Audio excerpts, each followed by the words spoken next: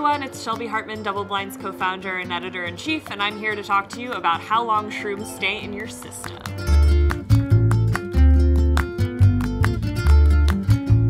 So you're about to start a new job and you're concerned about them drug testing you. We'll get into everything you need to know in this video, but first let's just cut to the chase. The chances the drug test is looking for shrooms are very slim. The most commonly used standard drug tests, 5-panel drug tests, are not designed to detect shrooms.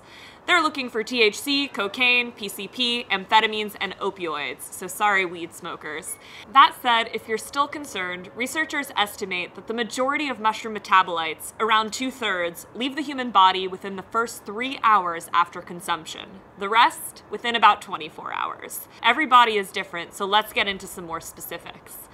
Factors that contribute to how long shrooms stay in your system include the species of mushrooms you've eaten, how many mushrooms you've taken, the way that you've consumed the mushrooms, whether you've used raw or dried mushrooms, your individual metabolic rate, and other substances that you may have taken at the same time as the shrooms.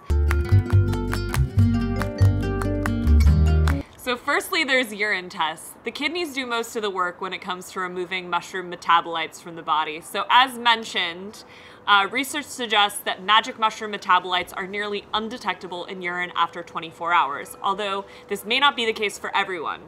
The rate may change significantly for a person with impaired kidney function, for example. Magic mushrooms contain 2 primary active compounds, psilocin and psilocybin. The human liver will metabolize psilocybin into psilocin, which is then excreted through urine. Psilocin is also what testing labs check for when analyzing urine for psychedelic mushrooms. Now let's talk about the blood. There's really nothing to worry about here. As mentioned, most magic mushroom metabolites are filtered and secreted by the kidneys into urine over the 6 to 12 hour window after you took them.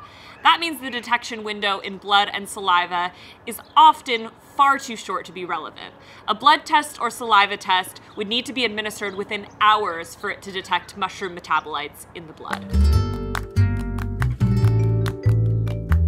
Lastly, there's your hair. Your hair is where evidence of you taking shrooms will remain for the longest period of time. Typically, a hair follicle test will check for the presence of shrooms in hair over the previous 90 days if shrooms are being tested for. But that's a big if, because, as mentioned before, tests very rarely are actually looking for shrooms. Now let's put how unlikely it is into perspective for you. Urine testing, called urinalysis, is the most common type of drug test, and it's often used for both pre-employment screenings as well as for routine workplace drug testing, and they can be used by welfare offices, probation offices, and other institutions. The most common type, as mentioned before, is a 5-panel test. So sometimes someone will request a more comprehensive drug test, and in that case, it's going to be the 9-panel drug test as opposed to the 5-panel drug test. And that test often adds barbiturates, I hope I'm saying that correctly, benzodiazepines, methadone, and quaaludes. Again, not psilocin, or LSD, or DMT. Then, if they're gonna do an even more comprehensive test, they're probably gonna do the 10, 11, or 12-panel urinalysis. Again, these tests do not include psychedelic drugs like LSD, DMT, or psilocybin.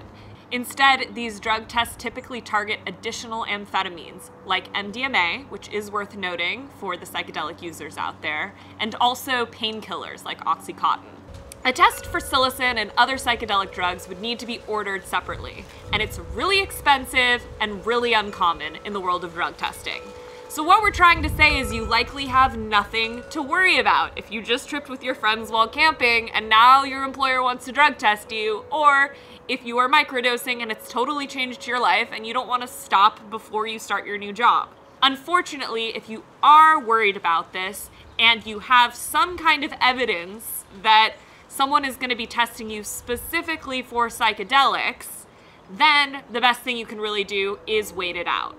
As mentioned, if it's a urinalysis, a week max is probably going to be a safe window for you. If it's a hair follicle test, it's a little bit trickier. You're going to have to wait around 3 months. If you're new to DoubleBlind and interested in learning more about psychedelics and supporting our work, you should know that we have a lot of amazing offerings. All the videos and articles we offer are free, and we're committed to never having a paywall so we can support people like you. You can support us and also connect with our incredible community of psychedelic users around the world by signing up for our membership. We also have classes on how to grow shrooms with leading mycologists, how to trip sit or hold space for someone while they're tripping, how to microdose, and much more. You can check it all out at doubleblindmag.com.